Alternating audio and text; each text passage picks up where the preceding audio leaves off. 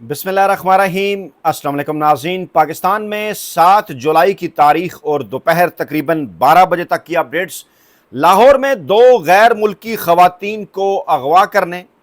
उनकी रहाई के लिए तावान मांगने और उन दोनों में से एक खातून के साथ इज्तिमाई ज़्यादती करने वाले गिरोह को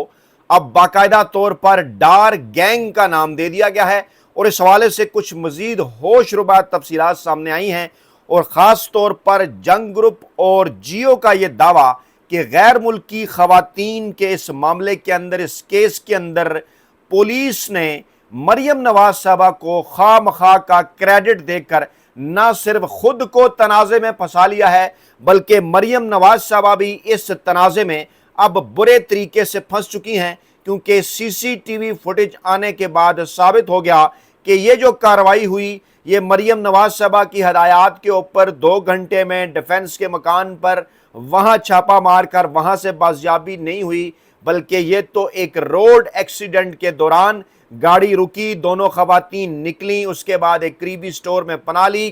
पहले फिर एक तरह की पुलिस, फिर दूसरी तरह की पुलिस, फिर खवातीन की बाजियाबी। और फिर यह भी कहा जा रहा है कि रजा डार टेलीफोन पर किससे राब्ते में थे, कौन था जो ये कह रहा था कि बास का प्लान कुछ और है, और फिर पासपोर्ट उन्होंने जानबूझकर सामने क्यों रखे कि अब ये खवातीन यहां से भाग जाएं। मामला एक और रुख इख्तियार करता हुआ नजर आ रहा है और डीएनए रिपोर्ट्स के बाद कुछ नए होशरुबा इंकशाफात भी सामने आए हैं। गिरफ्तार मुल्जमान में से एक और जो मुल्जिम है वो भी रजा डार का रिश्तेदार निकला है, यानी वो भी इसहाक डार साहब का रिश्तेदार है। अगर रजा डार का रिश्तेदार है तो डेफिनेटली इसहाक डार साहब का रिश्तेदार है, क्योंकि रजा डार इसहाक डार साहब का नवासा है, और जब वो इसहाक डार साहब के रिश्तेदार हैं तो फिर शरीफ खानदान के साथ करीबी ताल्लुक है, क्योंकि इसहाक डार साहब समधी हैं मियाँ नवाज शरीफ साहब के, और इसहाक डार साहब के एक जो साहबजादे हैं जो कि रजा डार साहब के मामू हैं, वो नवाज शरीफ साहब के बहनोई जो है वो नवाज शरीफ साहब के दामाद हैं, मरियम नवाज साहबा के बहनोई हैं।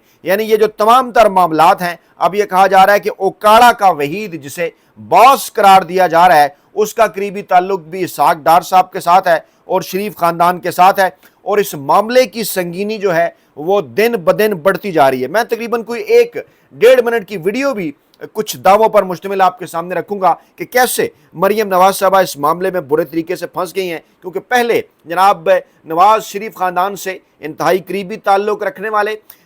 जो है वो, इसी तरह से एस्टेब्लिशमेंट से इंतहाई करीबी ताल्लुक रखने वाले कुछ साफ़ियों ने बारी बारी, जो कि अब 2 ग्रोहों के अंदर तकसीम हो गए हैं, जिन पर हमारे दोस्त सईद बलोच साहब ने बजा फरमाया कि बेसिकली ये कुछ ऐसे लोग हैं जो इस्टेब्लिशमेंट के पे रोल पे थे, कुछ नवाज शरीफ साहब के ख़ानदान के करीब थे, आपस में लड़ पड़े हैं। मैंने उन्हें यह कहा कि क्योंकि ये दोनों इमरान खान की मुखालफत में, इमरान खान के बुक्स में इकट्ठे थे, अब एक दूसरे के आमने सामने आ गए हैं, और अब वो ग्रुप जो कि नवाज लीग की निस्बत इस्टेब्लिशमेंट के ज़्यादा करीब है, उन्होंने बाकायदा तौर पर इसहाक डार साहब के ख़ानदान, नवाज शरीफ साहब के ख़ानदान का नाम लेना शुरू कर दिया है। पहले शफकत इमरान साहब लाहौर के सीनियर साफ़ी हैं, उन्होंने कुछ बड़े इंकशाफात किए, फिर जावेद चौधरी साहब की जानिब से कुछ इंकशाफात सामने आए, और अब जंग जियो ग्रुप के शाहजेब खानजादा भी यही फरमा रहे हैं कि मरियम नवाज साहबा इस तनाज़े के अंदर बुरे तरीके से फंस चुकी हैं। मैं वाक़यात की एक तरतीब आपके सामने रखता हूँ कि कैसे मामलात को छुपाया गया। पहले नहीं बताया गया कि 4 जो गिरफ्तार मुल्ज़मान हैं उनके अलावा भी मज़ीद 4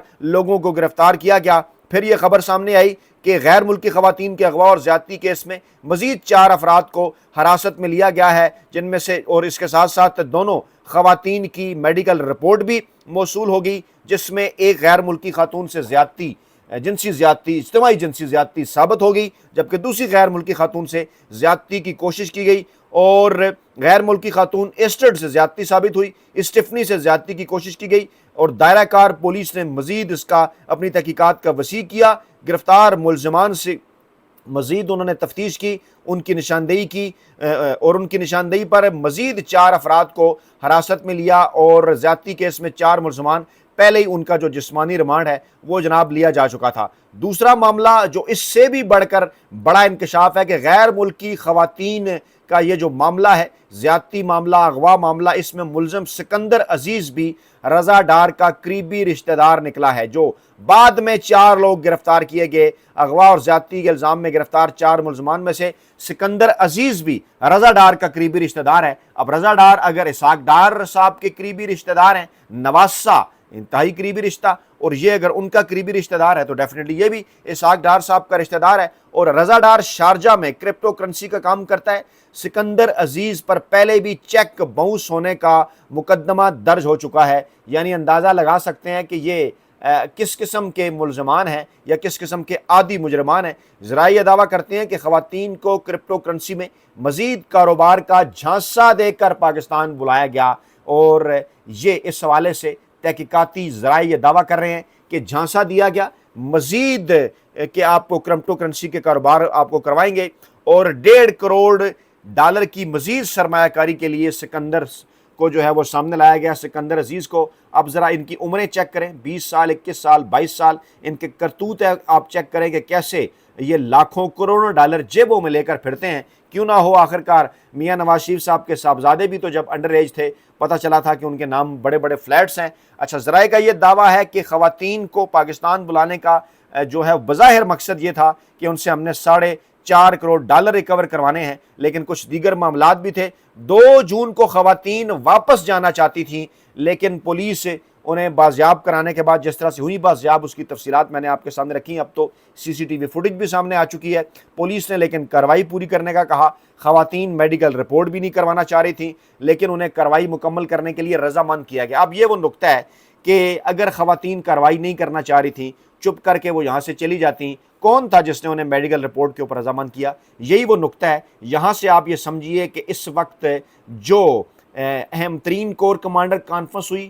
اور وہاں پر جو 22 فوجی جرنیل، سینئر جرنیل کور کمانڈرز، ان کی جانب سے پاکستان کی ملکی اور بین الاقوامی صورتحال پر جو ہے وہ اہم ترین بیان جاری کیا گیا۔ اس میں براہ راست اس پریس ریلیز کے اندر تو کوئی اس واقعے کا ذکر نہ ہے نہ بنتا تھا، کیونکہ ڈیفینیٹلی تاثر تو یہی ہے کہ جناب سیاسی معاملات کے اوپر وہاں پر گفتگو نہیں ہوتی، لیکن ذرائع یہ دعویٰ کر رہے ہیں کہ جناب آئین اور قانون سے بالا تر کوئی نہیں ہے۔ اس عزم کا اظہار کور کمانڈر کانفرنس کے اندر کیا گیا، اور وہاں سے جو تاریخی اعلان بظاہر بھارت کے حوالے سے بھی کیا گیا، افغانستان اور طالبان کے حوالے سے بھی کیا گیا، اس کی جڑیں اس حوالے اس کے ساتھ بھی پیوست ہیں کہ پاکستان کے اندر جو نظام ہے اس وقت، پاکستان کے اندر جو سیاسی نظام چل رہا ہے وہ جناب اس قسم کا ہونا چاہیے کہ کوئی بھی ایسا قصوروار جو ہے وہ بچ نہ سکے۔ خاص طور پر میں یہ جملہ آپ کے سامنے رکھتا ہوں کہ جناب اس وقت پاکستان کی صورتحال کے اوپر وہاں پر جب گفتگو ہوئی تو وہاں پر یہ جملہ بھی سامنے آیا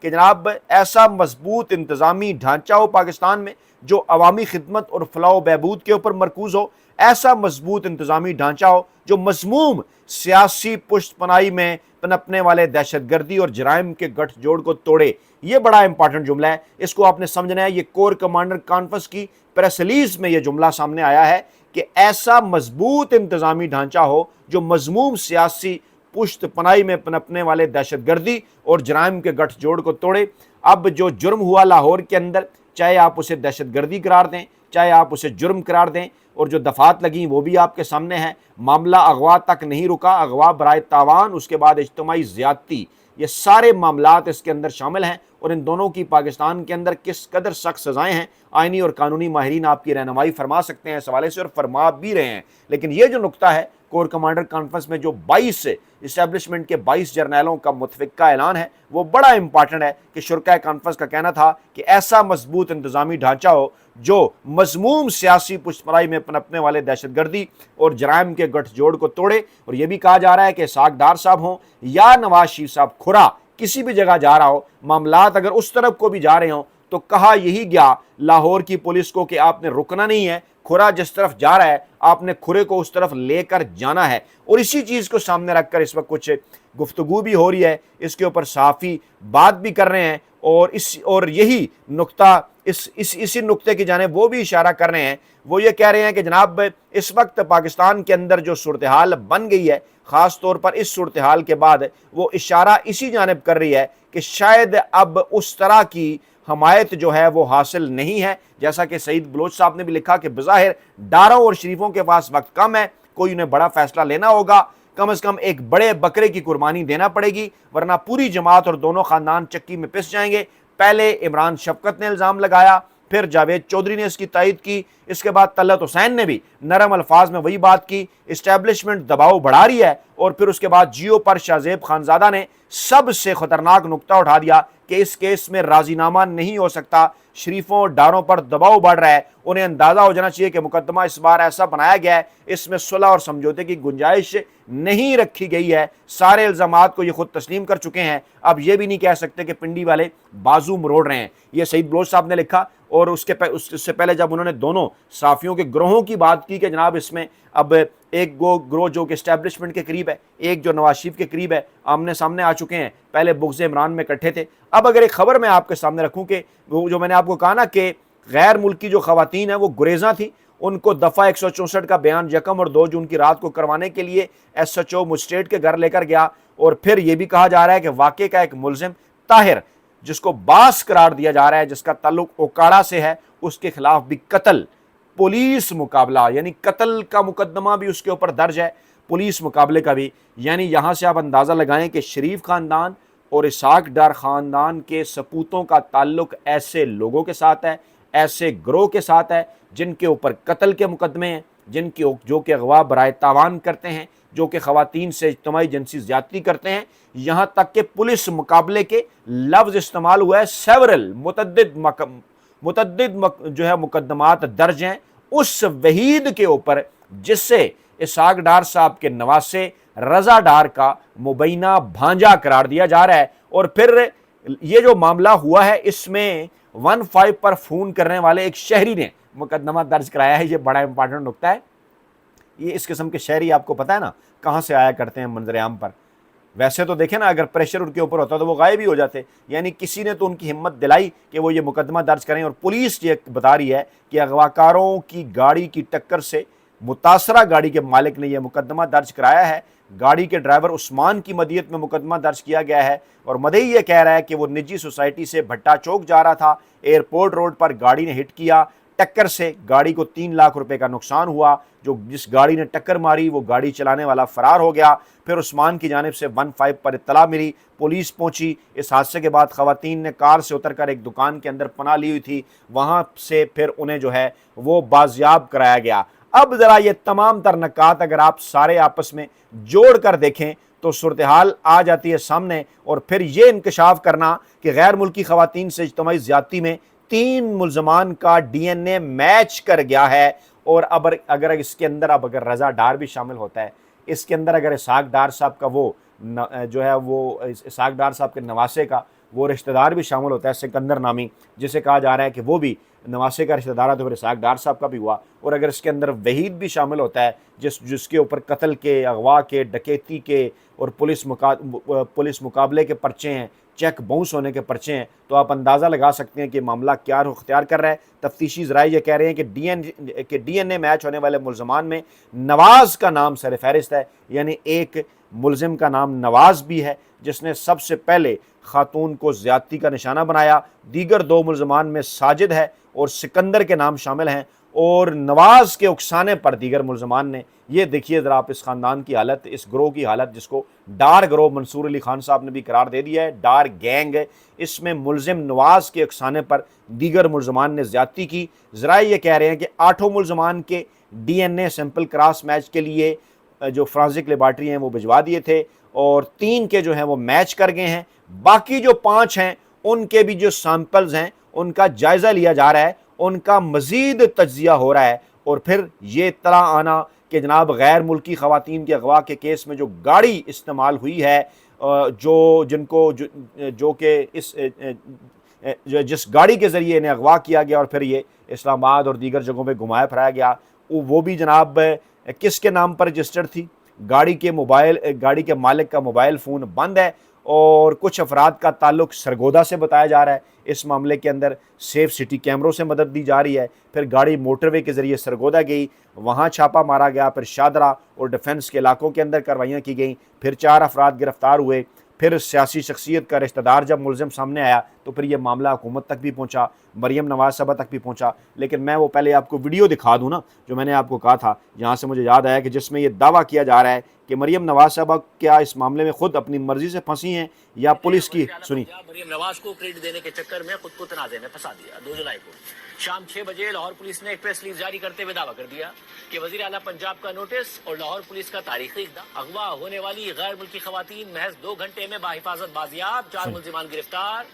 پریس ریلیز میں مزید لکھا گیا کہ وزیر اعلیٰ پنجاب کی خصوصی ہدایت پر لاہور پولیس نے برق رفتار کارروائی کرتے ہوئے ہالینڈ اور وینزویلا سے تعلق رکھنے والی 2 غیر ملکی خواتین کو اغوا کاروں کے چنگل سے بحفاظت بازیاب کروا لیا ہے. ہالینڈ میں موجود خاتون کے والد کی جانب سے پنجاب پولیس کی ایمرجنسی ہیلپ لائن 15 پر موصول ہونے والی کال پر فوری ریسکیو آپریشن شروع کیا گیا. سیف سٹی کیمروں اور جدید آپریشنل پروٹوکولز کی مدد سے ملزمان کو ٹریس کر کے 4 افراد کو گرفتار کر لیا گیا ہے. ملزمان کے خلاف تھانہ ڈیفینس سی میں $15 لاکھ تاوان مانگنے اور زیادتی کے الزامات کے تحت مقدمہ FIR درج کر کے متاثرہ خواتین کا معائنہ کروایا جا رہا ہے, جبکہ دیگر ملزمان کی گرفتاری کے لیے چھاپے جاری ہیں. اس کے علاوہ جمعے کو BBC سے بات کرتے ہوئے DIG آپریشنز لاہور فیصل میں نے کل آپ کو بتایا تھا کہ خواتین کو ڈیفینس کے علاقے سے بازیاب کرایا تھا, لیکن پھر پولیس کے موقف کے برخلاف حقائق سامنے آنا شروع ہو گئے. دونوں خواتین کو ملزم رضا ڈار وہاں سے گاڑی میں بٹھا کر ایئرپورٹ لے جا رہا تھا کہ راستے میں ایک اور گاڑی سے رضا ڈار کی گاڑی کی ٹکر ہو گئی اور دونوں خواتین کی گاڑی سے چھلانگ لگانے کی CCTV فوٹیج سامنے آ گئی, جس کی بعد میں دونوں خواتین نے اپنے بیان حلفی میں تصدیق کر دی. یعنی پولیس نے خواتین کو ڈیفینس سے نہیں بلکہ ایئرپورٹ کے راستے سے اس واقعے کے بعد بازیاب کرایا تھا. جی بالکل, پہلے پولیس نے ٹویٹ کر کے بتایا کہ مریم نواز صاحبہ کی ہدایات تھیں, 2 گھنٹے میں ہم نے کارروائی کر لی, بازیاب کرا لیا. یہ پہلے انہوں نے ٹویٹ کر کے بتایا, پھر BBC سے گفتگو کرتے ہوئے بتایا کہ ہم نے تو جناب ڈیفینس سے انہیں بازیاب کرایا. لیکن پھر جب فوٹیج سامنے آئی بیان چینج ہو گیا, خواتین نے خود بیان دیا کہ نہیں جناب ڈیفینس سے بازیاب نہیں کرایا, ہم تو سڑک پر گاڑی کی ٹکر ہوئی وہاں سے بھاگے. اب اس معاملے کے اندر یہ جو حقائق چھپائے جا رہے تھے, پولیس نے یہ ٹویٹ کیوں کیا تھا کہ مریم نواز صاحبہ کی ہدایت کے اوپر یہ سب کچھ ہوا, پھر ڈیفینس کا کیوں ذکر کیا کہ وہاں سے بازیاب کروایا گیا, اس دوران کون رابطے میں تھا. اب یہ نئے حقائق سامنے آنے کے بعد شریف خاندان تاریخ کی اپنی سخت ترین مشکلات, ان کی سیاست تو عمران خان صاحب پہلے ہی ختم کر چکے, لیکن اس وقت جو صورتحال ہے ان کے مستقبل کے حوالے سے, ان کی جو نسلیں ہیں اور وہ اس وقت کس قسم کا کردار وہ پاکستان کے اندر ادا کرتی رہی ہیں ماضی کے اندر بھی, اور آگے وہ پاکستانی عوام کے ساتھ, پاکستانی قوم کے ساتھ کیا کرنا چاہتی ہیں, جن کی اتنی دیدہ دلیری ہے کہ وہ غیر ملکی خواتین, ان کے پیچھے دیکھیں نا کچھ ممالک ہوں گے, ایمبیسیز ہوں گے, اتنی دیدہ دلیری ہے کہ ان کے ساتھ بھی وہ سب کچھ کر رہے ہیں, تو پھر پاکستان کے اندر تو وہ کیا کچھ کرتے ہوں گے. اپنا بہت خیال رکھیے گا, دعاؤں میں یاد رکھیے گا. نئی ویڈیو کے ساتھ جلد حاضر ہوں گے. اللہ نے کے بعد.